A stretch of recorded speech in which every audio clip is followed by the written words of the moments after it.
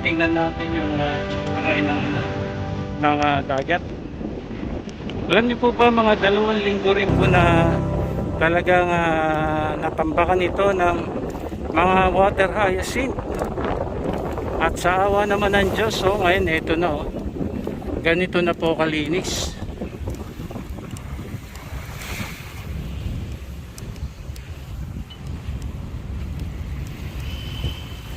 Ang madalas naglilinis dito mga DPS, Team Mandaragat, saka MMDA. Doon naman sa may dulo, sa may parting unahan, ito pala yung dulo. Doon sa may Dolomite. Ayan, dyan ang mga Estero Rangers naman at MMDA din. Yung naglilinis dyan. Mamaya punta tayo doon sa sa Dolomite Beach. Tingnan din natin yung itsura ngayon ng beach doon.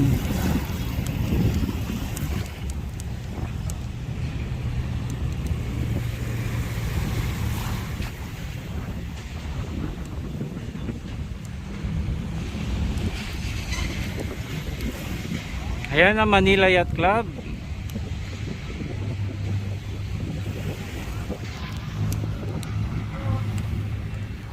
Okay, lakad-lakad po tayo muna dito.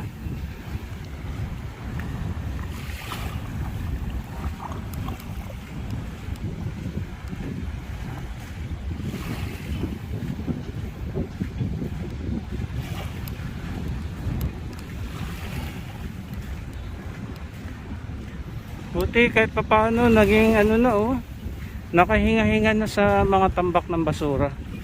Ang linis na dito sa parting Estero de Abad.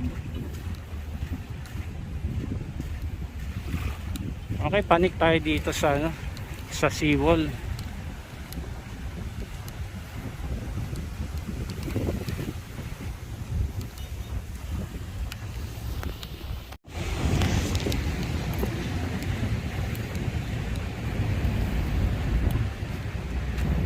Ayan, kahit paano nabawas-bawasan din yung mga basura dito sa batuhan.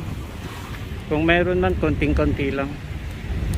Ayan, shout out po sa ating mga DPS, mga masisipag at mabibilis yung kilos ng mga DPS Team Mandaragat.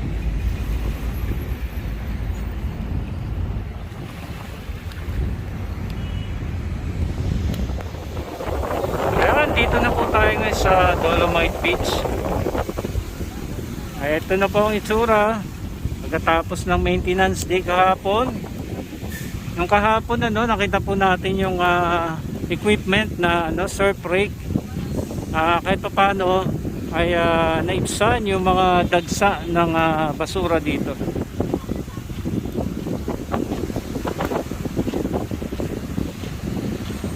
Layo na nilakad natin. Doon pa tayo galing sa Palisok Circle. Doon.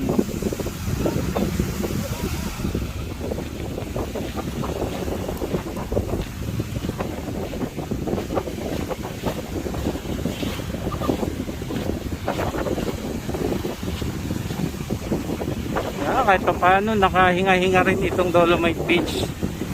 Magamat patuloy pa rin yung sakripisyo araw-araw na ginagawa ng ating mga Manila Bay Warriors sa mga napapadpad na basura dito, mga possibilities area kung saan pinanggagalingan, mga karatig lugar.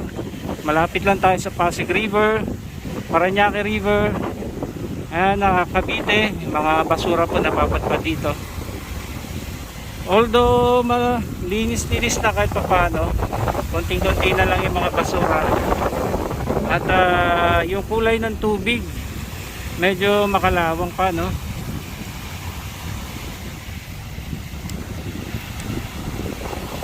Ayan, pero kahit paano pasalamat tayo at naibsan yung dagsa ng basura dito na ilang linggo rin na nanatili dito dahil sa dami nga hindi rin kaagad-agad na ubos agad ng ating mga Manila Bay Warriors, plus nagkakaroon din ng shortage sa mga sako.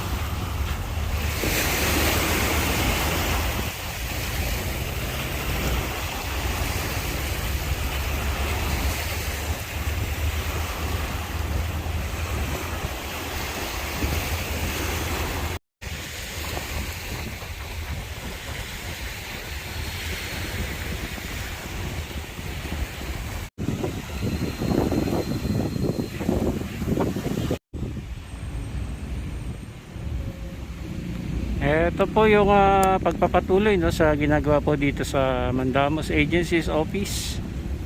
Ayan, nasasabik na tayo sa, sa coffee shop dyan. Ano, as they said ano, na magkakaroon dito ang area para sa coffee shop.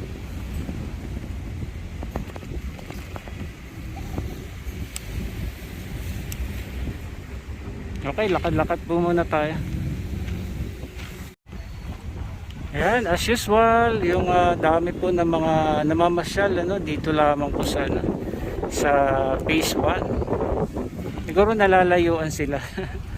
Doon no, sa phase 2 hanggang sa dulo. O konti lang doon sa dulo eh. Kaya kasi sila dito pagka pasok nila sa entrance, ito yung entrance eh. Oh.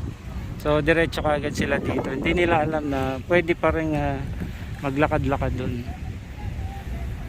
So kahit pa paano naibsan ng basura.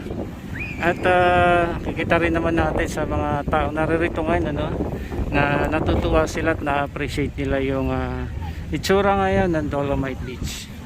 So kahapon ano, nakita natin dito yung pagbubulldozer o pag-backhoe na yung tambak-tambak ng mga Dolomite pebbles. Tapos ngayon eh ito na naipatag din po kagad dahil yung kahapon nga po araw ng Huwebes for maintenance. Ngayon nga po Biyernes ay yung mga na ano po na dismaya kahapon dyan sa nasa gate sila no, dahil hindi nila alam na sarado ito kapag Huwebes. Mga malalayang lugar pa sila tapos baka sakali dito eh hindi po nila alam na sarado pagka Huwebes. So sa ngayon ito ang pagkakataon nila na makapamasyal, isang araw lang naman sarado ang Dolomite Beach for maintenance.